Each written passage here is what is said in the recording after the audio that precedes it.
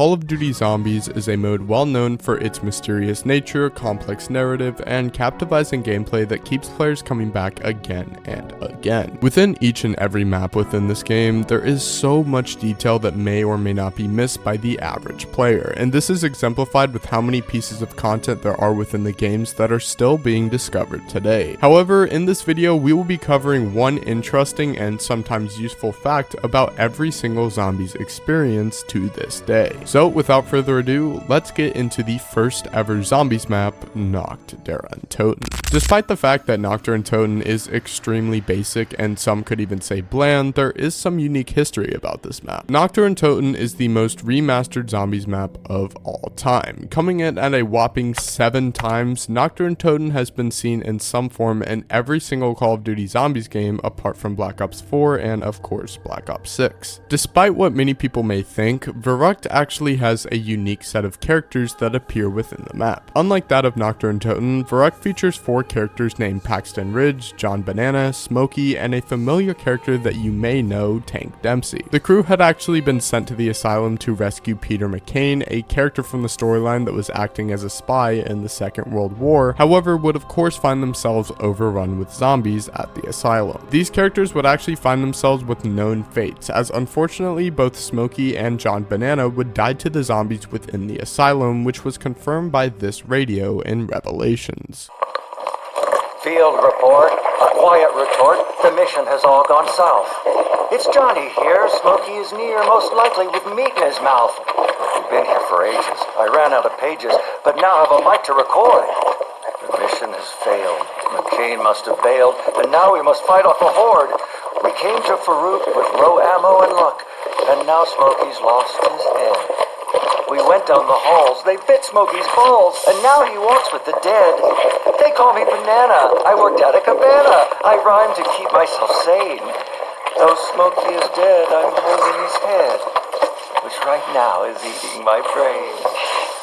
As for the other two, Tank Dempsey was of course captured by Group 935 for testing by Richthofen, and it is not entirely known what happened to Paxton Ridge, but there are theories that he escaped and joined the CIA. Shinonuma is an interesting map that is right alongside Nacht der Untoten in terms of remasters, but one interesting fact about this map is that there were perk designs within the files of the game that would fit the swamp atmosphere better. As you can see by the textures, these perk designs would have been run down and covered with mosses and greens to encapsulate the swamp atmosphere. However, these were ultimately cut from the final game, which I am actually a little disappointed about. A little bonus fact is that the perk machines that feature within the actual map itself are actually the only perk machines in the entire franchise to have the price listed on the front of them, which can be seen by this large sticker on the machines themselves. Der Riese is a map filled to the brim with mystery and great story elements, with of course the introduction of a full story as well as the introduction of the Pack-a-Punch machine. However, one of the most interesting things about this map is what was actually going on here before the outbreak even occurred. There was horrific testing being performed at these sites, with examples such as what happened to Samantha Maxis's dog Fluffy, and even what happened with the animals that were sent to this location, such as monkeys. Der Riese would be significant for the setup of the story, however, as this is the location where Richthofen would trap Ludwig Maxis and his daughter Samantha within a teleporter, betraying them and setting in motion the core conflict of the original zombie storyline.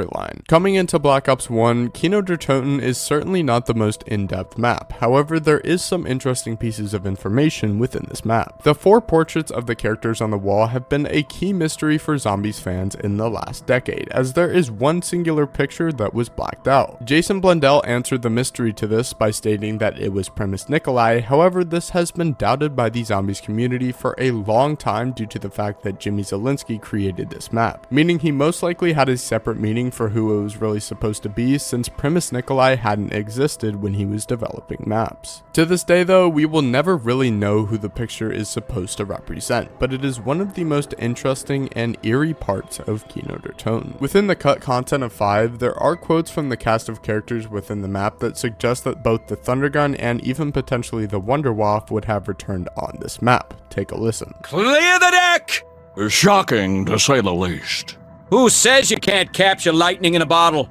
¡Muerte por la electrocución! This is additionally supported by the fact that the Thunder Gun is conveniently just sitting in one of the rooms within the basement in the map, meaning that there is a very high likelihood that this map would have featured one of, if not both of these wonder weapons had Kino not existed. Ascension would be the first DLC following the launch of the game and has been extremely notable for a multitude of factors. However, one of the more interesting facts about this map is that within the poster of the map itself, we can see Takio, Dempsey, Nikolai, and who? As you can see in the left side of the poster, there is a bald man located behind Dempsey that clearly does not resemble Richtofen whatsoever, so who is this? Well, within the zombie storyline, the crew would actually come across a character known as Anton Gersh from the events of Ascension, hence why he appears on the poster, which would later be confirmed by Jason Blundell. The weird oddities of this poster is not over, as if we look at both Dempsey and Takio, they are both holding a Wonderwaff and Winter's Howl respectively, which of course do not feature on this map whatsoever. Bonus fact about this map, but both the events of 5 and Ascension occur at the exact same time, which can be evident by the phone calls that can be received on the red phones on Ascension that play character quotes from the cast of 5. Call of the Dead is one of my favorite maps of all time, not only because of its stellar atmosphere, but because of its story implications that were not necessarily expected from a map such as this. Within the story of this map, Group 935 would perform a wide variety of tests and experiments that were once again horrific and are actually documented throughout the completion of this Easter egg in co-op. As we listen to the radios in this map, we get information about the prisoners Richtofen has captured, which of course include Takio Misaki, Nikolai Belinsky, and even an individual from Mexico, which was unknown at the time, but we now know as Pablo Marinos. Each radio is a diary entry of Richtofen's experimentation, even stating in one of them that he actually killed Pablo, as he mentions that his spleen was on the ground in one of the radios, and additionally discusses Verrückt and what occurred at the location. We even get to see some of the first interactions between Dempsey and Richtofen in these radios, as well as Richtofen's brewing hatred and descent into madness after Maxis was not holding his promises of mass producing the Wonderwaff DG2 as he had promised. Although there are only 5 of these radios in total, this is an excellent example of environmental storytelling that I believe the old games did so well, with Call of the Dead performing it even better. Shangri-La has commonly been hated over the years, but fortunately has grown to be more likable in recent years, and one of the most interesting features of this map is the cut wonder weapon that would have featured in this map. Well, I should rephrase that, more like cut variants to the 3179 JGB215 that already features in the map. As can be seen by this graphic, it would suggest that the baby gun would have variants outside of the simple shrink effect that it has due to the presence of all of these separate crystals. And it is unfortunate that we never got to see the full effect of this weapon, and we can really only theorize what these crystals would even do. Moon is, in my opinion, one of the most controversial zombies maps of all time, and it certainly has a lot of interesting facts because of it. However, there is an interesting feature of this map in the outdoor moon area. If you creep kinda close to the cliffside near where Samantha Says takes place, you can almost hear this creature in the bottom of the pit that sounds kind of creepy and honestly really weird.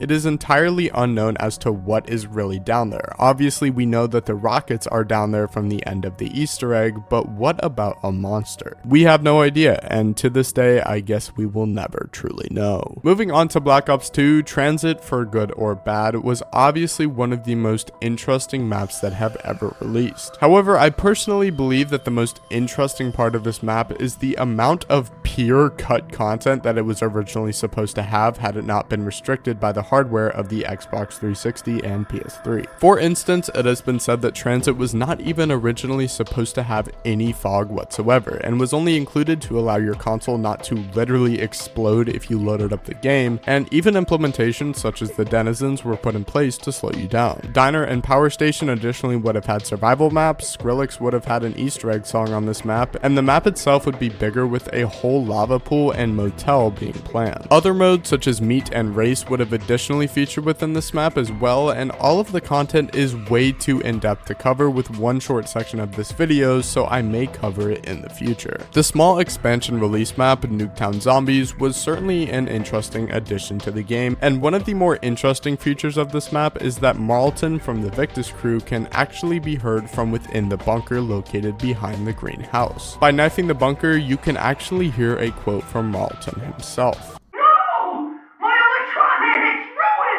Yes, Die Rise. There is a lot of bad things about this map, however there are some really interesting pieces of it as well. One of the more interesting pieces of this map, and honestly one of my favorite, is the radios that lie within this map, mainly through the TV transmissions that come through. I like these a lot and find them really fascinating as they depict the true horror of what is actually going on in this universe of zombies. People are being overrun and the apocalypse is growing, and along with it, mass hysteria. Some of these transmissions gave me so many chills. Like, just take a listen to this. If there's anyone out there, please respond.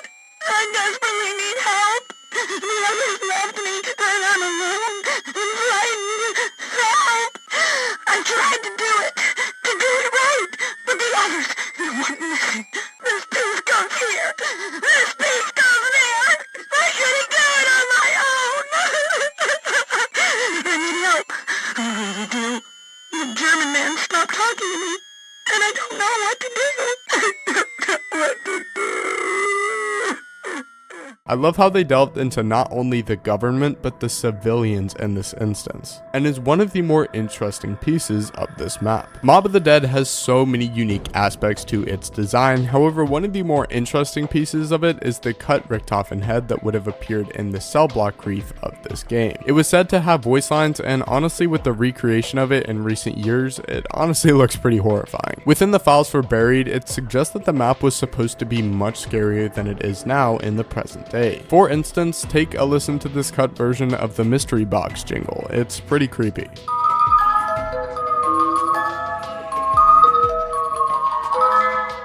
On Origins, if you pick up PhD Flopper from the Wonder Fizz and purchase claymores as well, an interesting creation can be initiated. By holding out a claymore and diving, the game actually glitches and increases the lethality of the PhD Flop by a wide margin, which is still unknown as to why this happens today. Moving into the first non-Treyarch zombies map of this franchise's history, Exo Zombies, the game featured 4 maps that have some unique aspects to them. I will admit that I have not played as much Exo Zombies, but I have indeed played every single map. On the launch map Outbreak, if you go to the computer in the morgue section of the map, you can actually see a display that has the number 007, which obviously is a cool nod to James Bond, you know, 007. Infection, also known as Burger Town, is one of the strangest Easter eggs in the game as it literally revolves around the player constructing a burger. It is honestly just a really weird Easter egg, but the map itself really is not all that great, and there is not necessarily a lot to go off of, so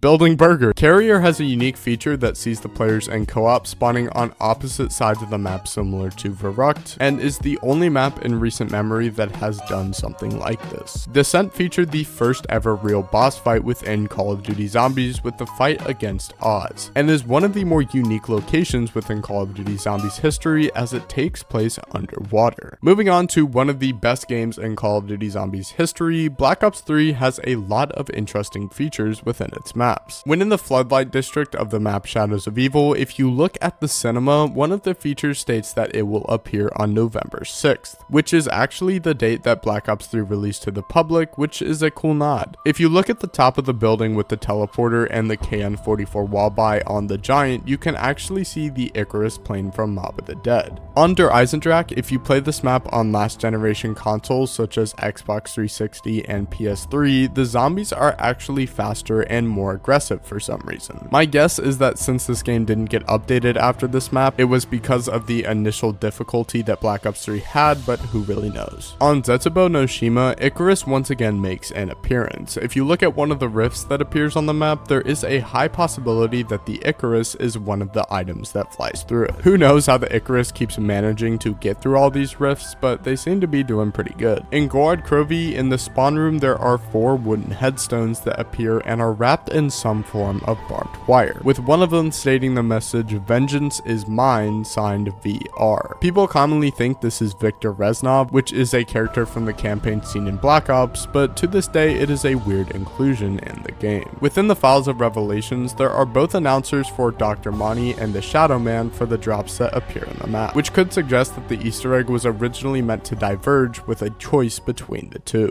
Moving on to one of the most underrated zombies games in the entire history of the franchise, Infinite Warfare, Zombies in Spaceland actually has a really unique feature. Within the map, if you mod the game to reach round 6,000, which previously would not have been possible without modding, the zombies will actually equip these astronaut helmets. There is not really a reason that this exists, but it is such an obscure thing to put into the game, especially since nobody would have known had modders not gotten into the game. Rave in the Redwoods is one of the only maps in Call of Duty Zombies history to feature a really unique power-up system. As can be seen from all of the charms listed in the UI, each one offers unique abilities that could aid the player in significant ways, and each has their own small side quests to complete. In Shaolin Shuffle, if you look at the driver's license in the bottom left hand of the screen that shows you the character you are playing as, the birthday on the license is actually the real birthday of the actors that portrayed them, which is a really cool detail. On Attack of the Radioactive Thing, if you look at this specific road sign, it will actually state Bear Lake Campground, which is actually where Rave in the Redwoods took place. Additionally, if you look at this motel sign, there actually is the words Beast from Beyond, which actually hinted at the final DLC of the game. Beast from Beyond has a really interesting ending that leaves the story on a cliffhanger that still has not been answered to this day, but maybe there will come a day where IW Zombies gets the love it deserves again, but I doubt it. Moving on to World War II Zombies, I will admit once again, just like Exo Zombies, I have not necessarily played this game as much as the others, but I have indeed played every map. The Final Reich was actually initially going to have a zombie known as the Troll Zombie, which would have featured in replacement of the Panzer Mortar that we see in the map today. Footage of this troll can actually be seen on a Facebook post that was made showing an event held in Latin America where this troll zombie was shown. Within the Darkest Shore, Peter Straub will actually say the quote, "Oh, I'm afraid the island's defenses will be quite operational when your friends arrive," which is almost identical to a quote said by Palpatine about the Death Star 2's shields in Star Wars Episode 6 Return of the Jedi, where he says, "Oh, I'm afraid the deflector shield will be quite operational when your friends arrive." In the Shadowed Throne, there is actually a game of Hangman that can be played located on a sign above the cabaret's main entrance. Completion of the game can give you a wide range of rewards such as power-ups or even the Tesla gun or Ripsaw, which is actually really cool. Something cool about the Tortured Path is that the intro cutscene actually provides some historical context to what is actually happening around the world at this time, with shots of London being extremely cool, and the fact that they have this is a great addition in my opinion, as it shows what civilization outside of Germany is actually like. The final map of World War II Zombies, The Frozen Dawn, actually has 4 melee wonder weapons that each are unique and special, making it one of the more interesting in the franchise, as unlike maps like Citadel de Mor where there are swords, each one is a unique melee weapon. We are now in Black Ops 4, and with Blood of the Dead, Hellhounds will actually not spawn in until the player goes through the catwalk for the first time and enters the prison, in which the next round will always be a Hellhound round. Something really cool about the intro cutscene of Voyage of Despair is if you look really closely, you can actually see the real-life captain of the Titanic being transformed into a zombie. His name is Edward Smith, and it is just a really cool addition to the game. 9 is the only map within the franchise that constantly sees the player attempting to be better, as the crowd within the game will give the player rewards for doing well in the match. It incentivizes the player to do inherently well and is a unique feature to this map that is not seen in any other. For those with a keen eye, on Classified there is evidence that suggests that the Pentagon has been surveilling the locations of the Ultimus crew for a while now, as locations such as Doris, Ascension, Kino der Toten, and even Shangri-La can be seen on screens in the War Room. Dead of the Night is one of the most beautiful locations in Zombies history, but did you know it was based off of a real-life location? Well, kind of. The design of the main hall is based off of the main hall that is seen at the Natural History Museum in London, which I find to be actually really cool. Additionally, the map design of Ancient Evil is actually based heavily off of the city of Delphi, which is is located in Greece. This can be especially seen when looking at the theater, which bears striking resemblance to the ruins of the theater in Delphi. Alpha Omega, while not one of my favorite maps, has a great story behind it. Unlike what Nuketown may imply, for the final cutscene of this map, it reveals that the nuclear explosion that was initiated actually did not destroy the entire map, despite the fact that it did the majority of it. However, it was actually Samantha who did it, who emerged from the teleporter and enraged due to the fact she had to witness her father's death for the second time. The name Togter Toten is actually meant to symbolize George Romero through his 1985 film Day of the Dead, as that is what it translates to from German. Additionally, there are a pair of glasses on the table near the lighthouse which are meant to represent the death of George Romero, which had just recently happened at the time of this map's inception, and rest in peace George Romero. Moving to Cold War, D Machine originally was actually going to have a jetpack within the map, but was scrapped very early on into development. There is not a whole lot of further information, but it would have really been cool and interesting to see. When doing the Firebase C Easter egg, the music that plays while Peck is dancing is actually the same music that plays for the Winstaff final in Origins. On Mauer der Toten, if you do the Mr. Peak's nightclub side Easter egg, the final song that plays at the culmination of the event is an instrumental version of a song called Right Where We Belong, which was the music Easter egg song from Voyage of Despair. During the end cutscene of Forsaken, if you look at the monitor in the director's office, it will always display both the operator Vargas and Sims as a member of the strike team, no matter what operator you actually chose to load into the game with. As much as I do not want to cover it, Duran Fong has a unique achievement called Death Dealer, which refers to the map as War of the Dead for some reason, despite the fact that this is not even the translated name of this map, as Duran Fong means the beginning. On Terra Maledicta at the Outpost Courtyard, there is a secret room behind the Cortifex statue that can only be accessed by digging up 4 tome pages from dig sites around the map. This only gives the player a death machine usually, however on rare occasion it can give the player a ray gun for their efforts. The Shin Onuma remaster within Vanguard actually features the only buildable Wunderwaffe DG2 in Zombies history. Despite being one of the most returned Zombies weapons of all time, this is the only map you can actually craft it yourself on without hitting the box or doing a side Easter egg for it. Just like Terra Maledicta, oh wait, they're the same map. The Archon does have a Mr. Peaks Easter egg that can be done by digging up 3 parts of him, which can be rewarded with a ray gun and some bonus points. Finally, reaching Black Ops 6, in the intro cutscene for Terminus, the music that the security guard plays is actually an instrumental version of Pareidolia, which is featured in Shangri-La. On Liberty Falls, if you go near the Freedom Fried Chicken area of the map, you can actually hear weeping sounds, which could be a reference to radios within Modern Warfare Zombies from Miller that state that this is where she was hiding before she was rescued. A quick side note, I really like this addition. It kind of brings that horror that I think would be nice in some zombies now, and it's really cool to see now. Citadel des Morts is the only map in the entire franchise and its history to feature a side Easter egg that is exclusive to one character, with its Maya side Easter egg quest that can only be attempted by her. Additionally, it is the only side Easter egg quest in the game's history that can generate a cutscene. Despite the fact that he is listed as a crew member on the map The Tomb, Peck is hilariously absent from the cast and does not speak to the player in any form whatsoever, suggesting that we might have left him behind, which obviously is not true, but it's pretty funny.